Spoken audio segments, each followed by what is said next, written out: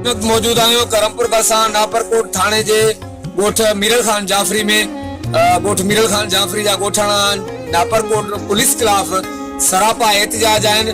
उन्हनि जो वधीक छा चवणु आहे, अचो त उन्हनि सां ॻाल्हायूं था। नापरकोट पुलिस आहे बिल्कुलु ग़रीबनि जे लाइ हीअं बाहि बारे छॾियो अथई। जेको अन्न खणी थो वञे उन जा अन्न जा बोरा गाॾियुनि मोलाए थो, या तो सब्जी वठणु वञे थो, या असांजे ॻोठ जो सैर करे वञे थो, तलाशी ॾेई उन्हनि खां पैसा कढिया था वञनि। ऐं हिकु ॾींहुं पहिरियां असांजो मच्छी जो डाक्सन जेको सखर वञी रहियो पंहिंजे फिश फार्म हुयो, उन में असांजी ज़ाती ज़रई ज़मीन आहे, पंहिंजो खातो आहे, उन में असां मच्छी मारियासीं। उन खां बाद नापरकोट जीअं क्रॉस कयो, असां मां ड्राइवरी पाण कयां पियो गाॾी जो, उते अॻियां असांजे अॻियां हथियार ताणे हथ हटा जो हथला ॾेई एस एच ओ अब्दुल शकूर लाथो हुयो ऐं उनजी पूरी टीम ऐं मां हिन अब्दुल संगे हुयो। असांजा अखियूं बखियूं ॿधी गाॾी सुबुह जो सवेर काए शिकारपुर वञी असांजी लीलाम कई मच्छी ऐं उन जा असां फुटेज बि हथ कया आहिनि, मीडिया जे साम्हूं रखिया आहिनि। कोर्ट खे ट्राए कयो आहे, असां पटिशन बि दाख़िल करायो आहे कोर्ट में। उनजो 27 तारीख़ ते इंशाअल्लाह उनजी हाज़िरी आहे, असां वेंदासीं, उहो वेंदो, ॾिसूं उहो कहिड़ा बयान पंहिंजा पेश करे थो। असां सां बिल्कुलु नाजाइज़ी करे थो। असांखे एसएसपी शिकारपुर मां इहा उमेद हुई त बिल्कुलु अमन थींदो ऐं एसपी जी जेका नाल टीम आहे हेठि उन असांखे ईअं सम्झो असांजे घर जे आवाम खे बिल्कुलु तंग करे।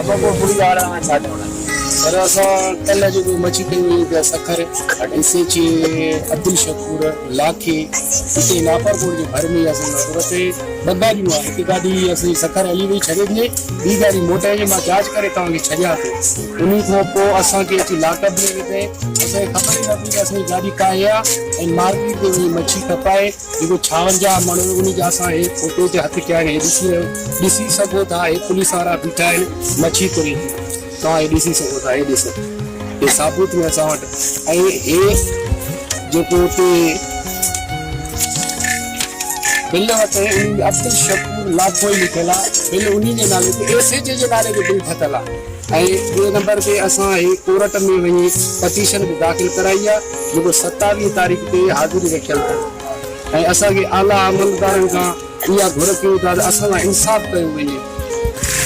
ॻोठ मीरल खान जाफरी जे ॻोठाणे जो चवणु आहे त हिकु ॾींहुं पहिरियां असांजी जेका पंहिंजे फिश फार्म तां मच्छी जी भरियल गाॾी सखर 2 गाॾियूं वञी रहियूं, तंहिंमां हिकु गाॾी जेका एस जे नापरकोट रोके हथियारनि जे ज़ोर ते असांजा जेके नौजवान गाॾी में मौजूदु हुआ उन्हनि खे उन्हनि जूं अखियूं वग़ैरह ॿधी करे उनखे लाकअप करे छॾिया। उहा गाॾी सुबुह जो काए शिकारपुर जेका मच्छी मार्केट में गाॾी जेकी मच्छी सां भरियल हुई उहा मच्छी जेका नीलाम कयईं। उन्हनि जो त असां वटि जेके उन मच्छी जा फोटेज में मौजूदु आहिनि, जेके पुलिस अहलकार हुते मच्छी जी नीलामी वक़्तु मौजूदु आहिनि। उन्हनि जो वधीक चवणु हो त असीं सेशन कोर्ट शिकारपुर में नापरकोट पुलिस जे ख़िलाफ़ पटिशन दाख़िल कई आहे। ॻोठाणनि जेका त वज़ीर आला सिंध DIG लाड़काणो SSP शिकारपुर ऐं ॿियनि वसाड़नि खां मुतालबो कयो त असांजे वाक़े जो नोटिस वठी असांखे तहफ़ुज़ ऐं इंसाफ़ ॾियारियो वञे। कैमरामैन आमिर जावेद बिजाणी सां गॾु जावेद उस्मान बिजाणी, ॻोठ मीरल खान जाफरी।